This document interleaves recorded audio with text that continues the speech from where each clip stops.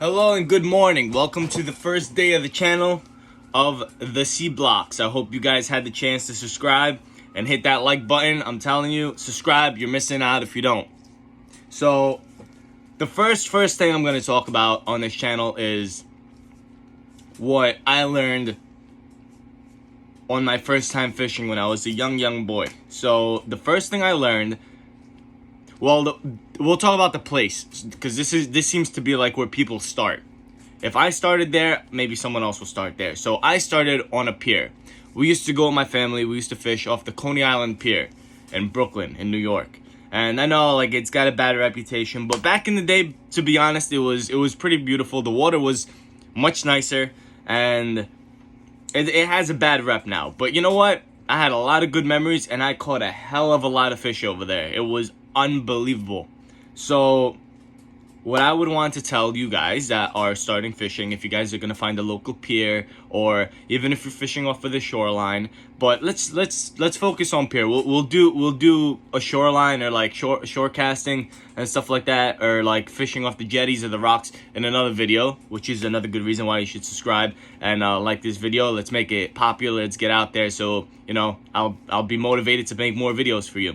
So when I was younger, we always fished off the pier, and the number one like thing that would like always like I noticed, because there was a lot of people fishing, like you could that pier produced, I don't know what it was, maybe just like the nutrition that passed through that line of the water in Brooklyn was just so abundant. Like you can catch anything. I've seen mackerel come out of the water. I've never seen anyone catch mackerel off of a pier in New York, at least, but we had mackerel come out of the water. We had, till this day, I don't know what the name of this fish was, but it was long. It looked like a gar, but it wasn't a gar. It was, you know, that's obviously way too cold up here.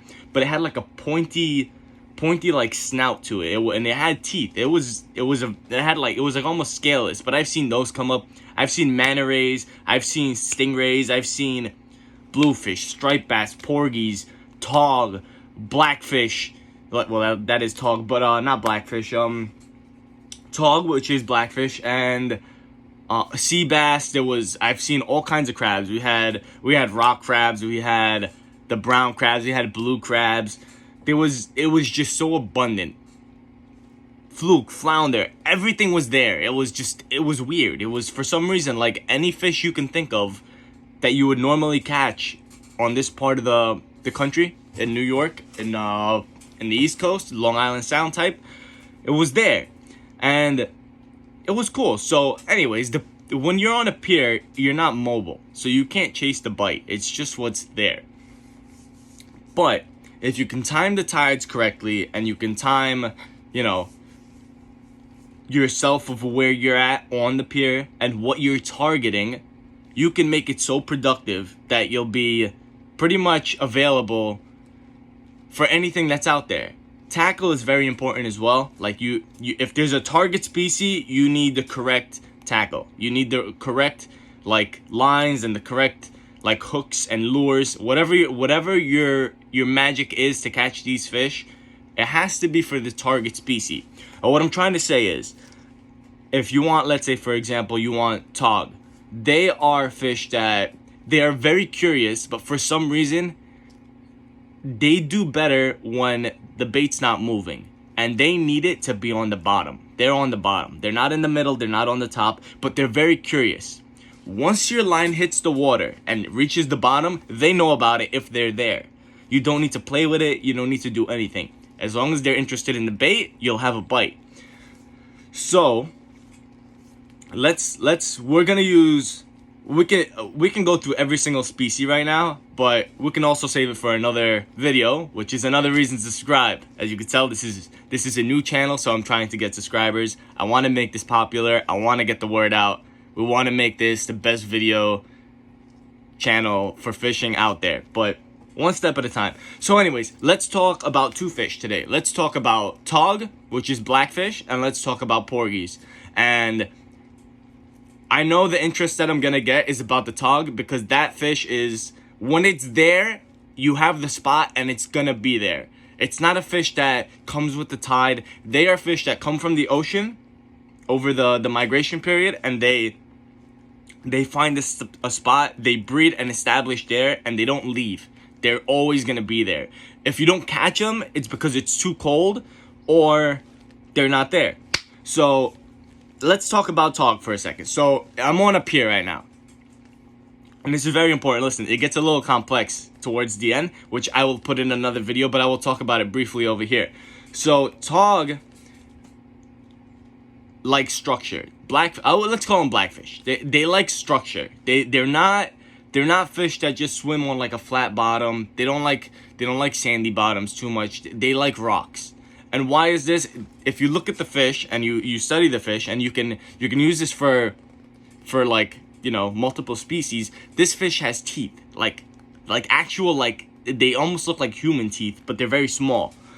And that just tells you they crush. When they crush their prey, and it's like a flat tooth, it means it's usually like for like a shell, just like for like a parrot. A parrot's got like a crushing utensil for like nuts and stuff like that. This teeth, the teeth on this fish are like almost like flat. They come to a little bit of a point, but they're not like razor sharp. Like, for example, like a bluefish. You get your hand stuck in a bluefish, you lost your hand, forget it. So they like rocks because that's where they find crustacean, that's where they find crabs, and that's their number one bait. They love crabs. Excuse me. They love green crabs. So, or Asian crabs, but I had better luck on green crabs. It depends where you are, really, but everyone will tell you Asian crabs, but you need to stick like 6 of them on there to get one real hit, you know what I mean? So it's like, why, when you can just get one, cut it in half, and you have pretty much the same amount of meat on your hook than you would with like 3 or 4 Asian crabs, because they're so small, and you're probably gonna attract the smaller fish anyway. But anyways, that's, like I said, you need a lot of meat on there. So I just prefer the green crabs. So back to the pier. They like rocks, they like structure. And when you're usually on a pier, a lot of people are scared to like experiment on a place that's structured. Why? Because they get stuck and they lose their tackle. So here's a method that I want to share with you when it comes to being on a pier. So a lot of times there's Google Earth, and if you're lucky, you do your location. So let's say Coney Island Pier, where I started fishing. You type in Coney Island Pier on Google Maps or whatever map, Google Earth, whatever you want to use. Google Earth, I guess. And, you know, you're going to get like a sky view of the map, and you're going to see the location. So you're going to have Coney Island Pier. So go up to the pier. For example, let's say this is where you're gonna fish, and you zoom into the shoreline, and I guarantee you, somehow, I don't know how these satellites do it or whatever the heck takes these pictures. Who knows who's watching us right now. So you could see like rocks, you could see seaweed, you could see the stuff down there, you could see the structure, right? So you would think this applies for shallow water only. But I've tried this at my yacht club, and we'll put that in another video. We're going to have a lot of videos. This is going to be a great channel. And you could see, I saw it. You can be in a depth of over 90 feet, and somehow the satellite picks up the structure down there.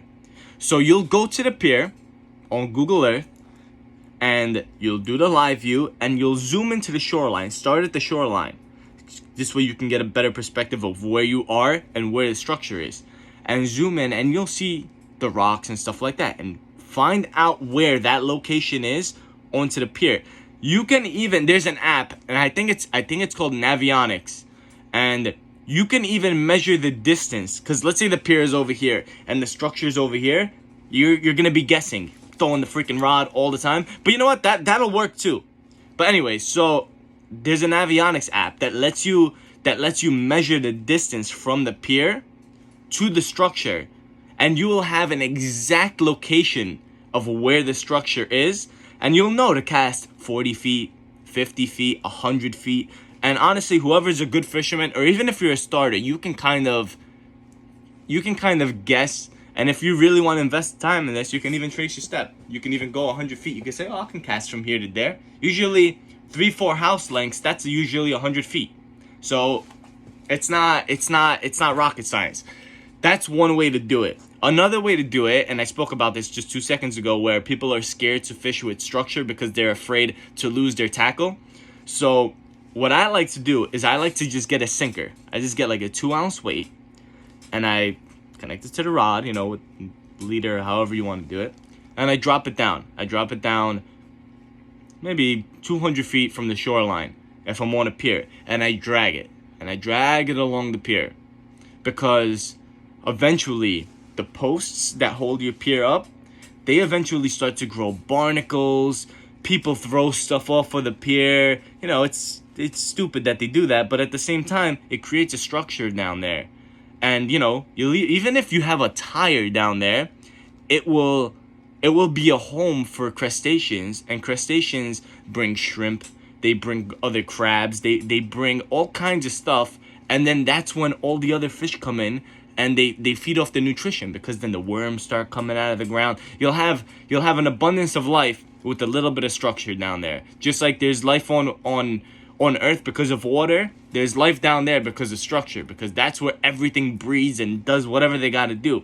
So I would drag a sinker along the pier, and eventually I'll feel bumps, and I won't get stuck. And if I do, whatever, it's like 20 cents for the damn sinker anyway, so not a big deal. And if that's the case, then I'll know not to drop it completely down to the bottom. I'll try to just drop it straight and not touch it, so it doesn't get snagged. But I'll feel the structure, like where it is, whatever. I'll even cast underneath the pier and drag it upward, and I'll find it.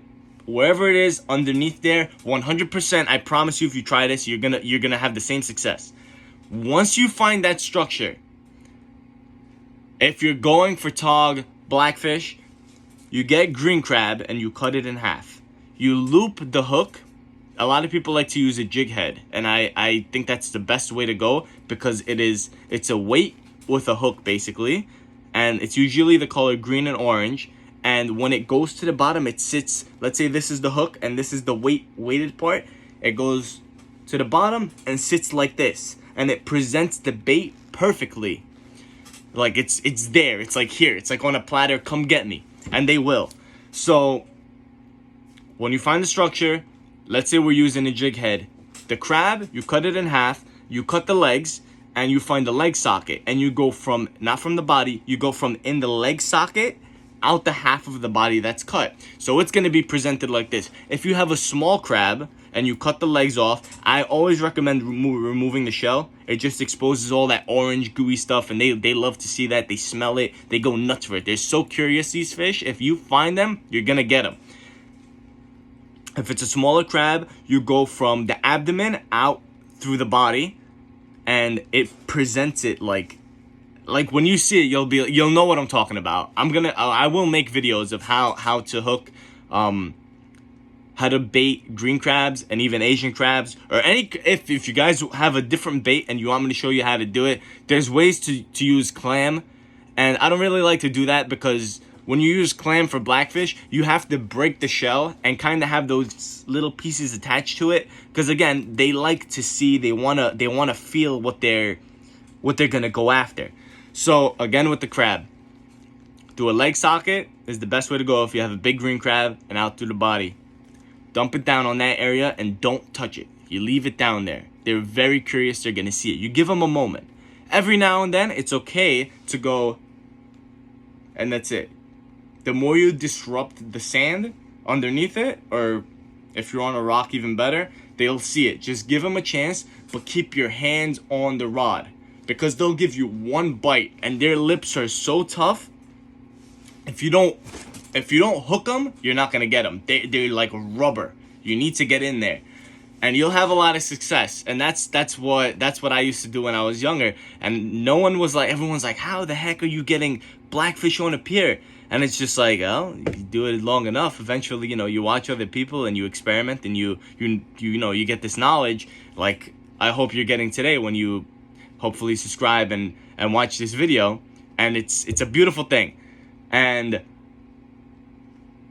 that's what I did, and I hope this was able to help you. If you guys have any questions, I hope you can ask.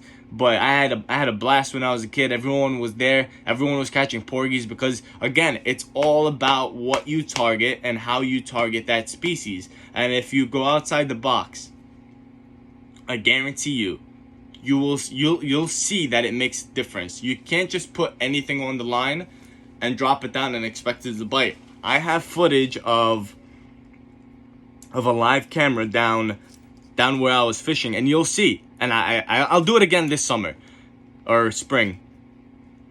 Right around the corner, it's about to happen. Where I experimented and I dropped the camera down with the rod. It was all the way down. It was like facing this way. And right next to it, I would also fish, let's say, worm. I would fish clam. I would fish artificial. I would fish jig head or a lure or whatever it was. And the camera caught everything. And it's crazy because you'll see the fish come, and some of them, like, they acknowledge it, but they don't care about it, except the target species. So I'll drop something down, let's say like the crab on the jig head, like we were just talking about. The porgies will look at it, they wouldn't really care. They'll like swim away, walk away.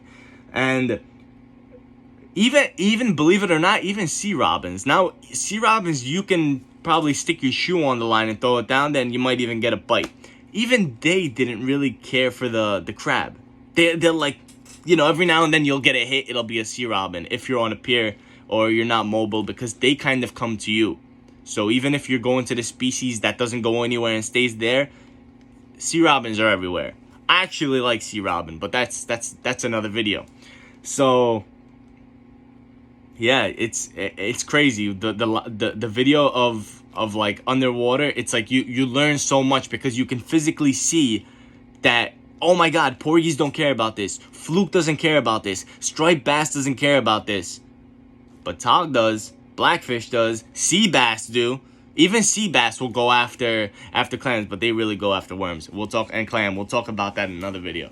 So I hope you guys like this, and I hope you're able to subscribe. If you have any questions, comments, please let me know. And we're gonna continue this channel, and we're gonna make this thing so big. It's gonna be great, and you guys are gonna love it. We're gonna go fishing together, and we're gonna share a lot of stories together. Thank you for everything. Subscribe, and I'll see you next time.